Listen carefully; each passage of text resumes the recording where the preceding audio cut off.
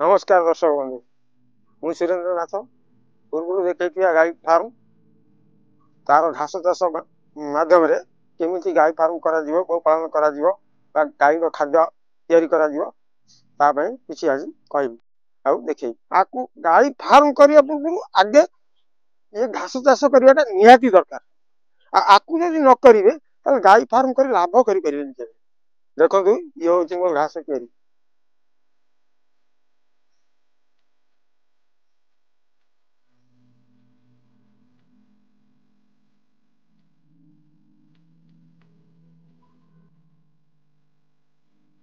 केमिति चाष करा जाउची को भाव स्टिक कटा होची केमिति लगा जाउची ए विषय आज कहबे आ देखै एटा होची सुपर नेटवर्क हला सब दिन घास 5 वर्ष थरे लगेले 5 वर्ष पर्यंत काटी गाई खाया दे परी आसंतु बंधु देखिया केमिति घास कटा होची घास रो स्टिक बाहरुची आ घास लगा होची केते इंच रे केते इंच लगा होची को माध्यम रे धाड़ी करा होची से गुडा को देखैबी आज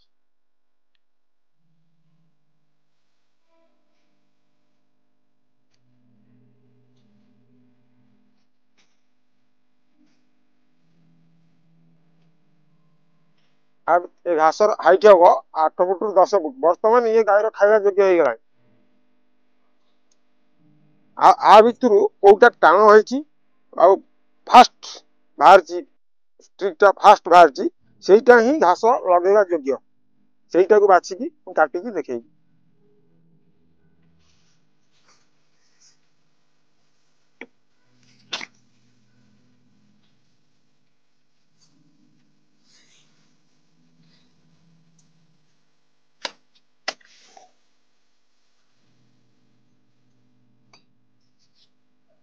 देखिले दर्शक बंधु एटा हला घास पुराना घास ए घास रो बयस हो 2 मास एटा हमदी कटा हबो कटा हला परे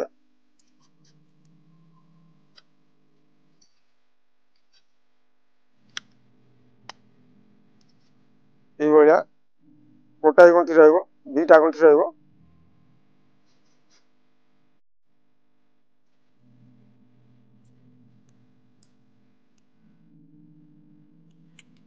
ये गोटे स्टिक बाला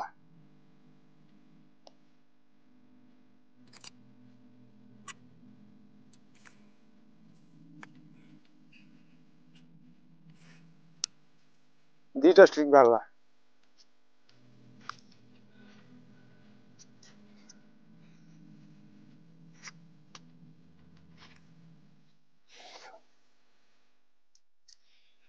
एटा 3टा स्टिक बाला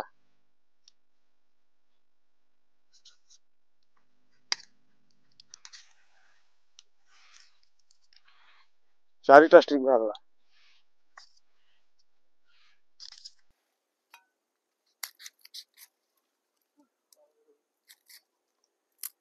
ये गछरु 5टा स्ट्रिक मात्र बाहरला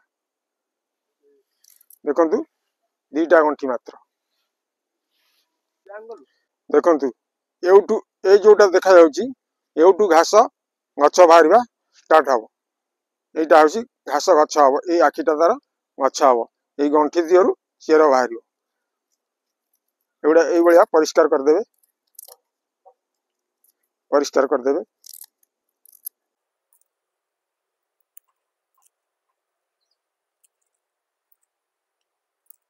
हे गला परिष्कार हो गला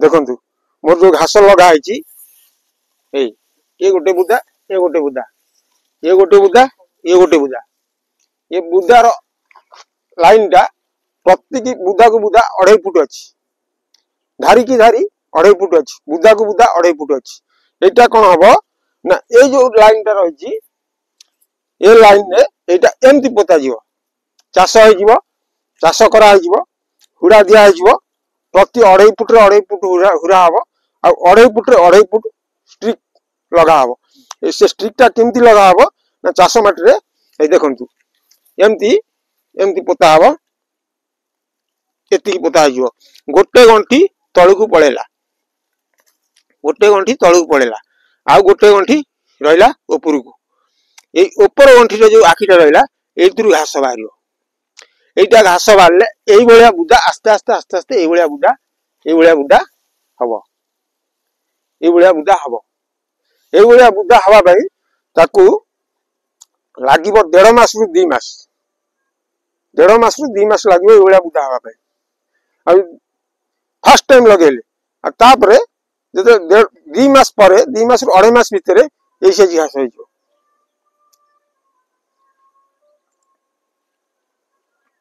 এটা ফার্স্ট টাইম চাষ।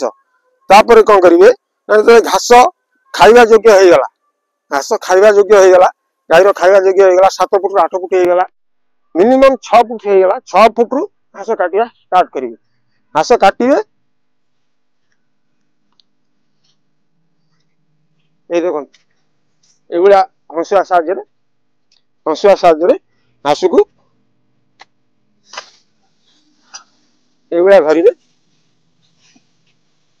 এইগুলা ধরিবে, ଧରିକି ପୁରା ଏମିତି ମୂଳ ଦିହରୁ କାଟିବେ। ଏଇ ମୂଳ ଦିହରୁ ମାଟି ଦିହରୁ ଲଗେଇକି କାଟିବେ। କାଟିକି ନେଇଯିବେ, ନେଇକି କଟର ମେସିନରେ ଗୁଣ୍ଡ କରନ୍ତୁ ବା ଖାଲି ଡାଇରେକ୍ଟ ଗାଈ ଆଗରେ ପକାନ୍ତୁ, ଯେମିତି କରନ୍ତୁ। କଟର ମେସିନରେ ଗୁଣ୍ଡ କରି ଛୋଟ ଛୋଟ କରିକି ଦିଅନ୍ତୁ କି ଡାଇରେକ୍ଟ ଗାଈ ଆଗରେ ପକାନ୍ତୁ, ଯେମିତି ପକେଇ ପାରିବେ କିଛି ଅସୁବିଧା ନାହିଁ। ଆକୁ ଖାଇବା ଦ୍ୱାରା ଆପଣଙ୍କର ଦାନା କମିଯିବ, ଛଣ କମିଯିବ, କୁଟା କମିଯିବ, ଯାହା ଯେକୌଣସି ଖାଦ୍ୟ ଆପଣ କିଣୁଥିଲେ ସେଗୁଡ଼ା ମାନେ 50% ରୁ ଅଧିକ କମିଯିବ। ଏଇଟା ହଉଛି ପ୍ରଥମ କଥା। ଯଦି ଆପଣଙ୍କର ଏଇଭଳିଆ ବାଡି ଅଛି କି ଏଇଭଳିଆ ଫିଲ୍ଡ ଅଛି ଘାସ ଚାଷ କରିପାରିବେ, ତା ପାଇଁ ବାଡ଼ ବାବଦରେ ଦେଖନ୍ତୁ ଆମର ଗୁଆ ଗଛ କେମିତି ଲଗା ହେଇଛି ଲାଇନ ହେଇ।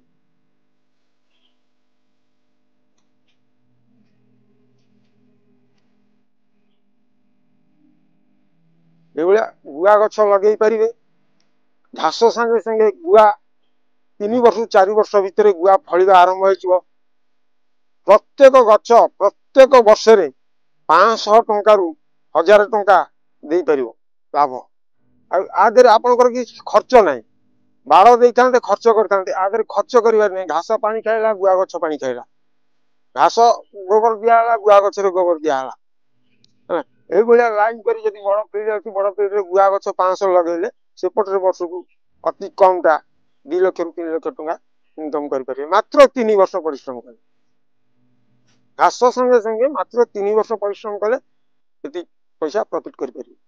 ଦେଖନ୍ତୁ ଇଏ ଗୋଟେ ଘାସ ଲଗା ହେଇଥିଲା ଆମର, ଏଇ ଘାସଟା ଏଠି ସେ ବୁଦାଟା ଅଛି, এটা ହଉଛି ପାରା ଘାସ, ପାଣିରେ ହେଇପାରିବ ଘାସ। এটা ଲଗା ହେଇଥିଲା ଆମର, ଏଇଟା ଉଠା ହେଇଯାଇଛି। ଏ ବୁଦାଟା କେମିତି କଣ ରହିଯାଇଛି ଏଠି।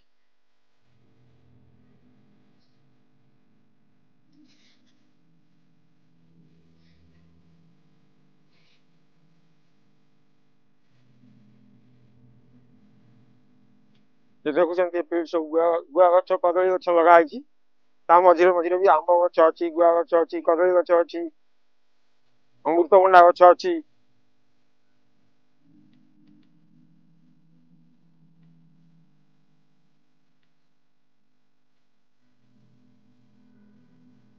ସବୁ ପ୍ରକାର ଫଳ ଗଛ ଆ ଭିତରେ ଅଛି। ଗାଈ ଫାର୍ମ ଯୋଉ ଗୋବର ବାହାରୁଛି ଏଇଠି ଆସି ଜମା ହଉଛି। ଏ ଗୋବର କିଛି ଆମ ଚାଷ ଜମିକି ଯିବ, ଆଉ କିଛି ଯୋଉ ଘାସ କଟା ହେଇସାରିଲା ପରେ ସେ ଗୋବର ଏଇ ଘାସ କିଆରରେ ମଧ୍ୟ କିଛି ଦିଆଯିବ। ବିନା ସାରରେ ଏ ଘାସ ଆରାମରେ ବଢିପାରିବ। ଆ ପାଇଁ ସାର ଦରକାର ନାହିଁ। ଏଇ ଯୋଉ ଗୋବର ଅଛି, ଏଇ ଗୋବର ଘାସ କିଆରରେ ପକେଇଦେଲେ ମିଞ୍ଚିକି ସେ ତାର ପ୍ରୋଟିନ ପାଇଲା, ବଢି ଚାଲିଲା। এইଭଳି ଯଦି ଚାଷ କରିପାରିବେ ବହୁତ ଲାଭ କରିପାରିବେ। ଫଳରେ ବିକିକି ଲାଭ କରିପାରିବେ, ଘାସରେ ଲାଭ କରିବେ, ଗାଈରେ ଲାଭ କରିବେ, ସବୁଥିରେ ଲାଭ କରିପାରିବେ। ଆପଣ ଯଦି କୌଣସି ବ୍ୟକ୍ତି ଏ ଷ୍ଟ୍ରିକ୍ ନେବା ପାଇଁ ଚାହିଁବେ, ତଳେ ଦେଇଥିବା ନମ୍ବରରେ, ସ୍କ୍ରିନ୍ ଉପରେ ଯେଉଁ ନମ୍ବର ଦେଇଛି ତା ସାଙ୍ଗରେ ଯୋଗାଯୋଗ କରିପାରିବେ। ଯୋଗାଯୋଗ କଲେ ଘାସ ଷ୍ଟ୍ରିକ୍ ମଧ୍ୟ ମୁଁ ଦେଇପାରିବି। ବହୁତ ଲୋକ ମଧ୍ୟ ଦେଇଛି, ବହୁତ ଲୋକ ଏ ଘାସ ମଧ୍ୟ ନେଇକି ଚାଷ କରିଛନ୍ତି। ଆପଣମାନେ ଯିଏ ଚାହିଁବେ ମଧ୍ୟ ନେଇପାରିବେ। ଯଦି ଏ ଭିଡ଼ିଓ ଭଲ ଲାଗିଲା ଲାଇକ୍ କରନ୍ତୁ, ସେୟାର କରନ୍ତୁ, ସବସ୍କ୍ରାଇବ୍।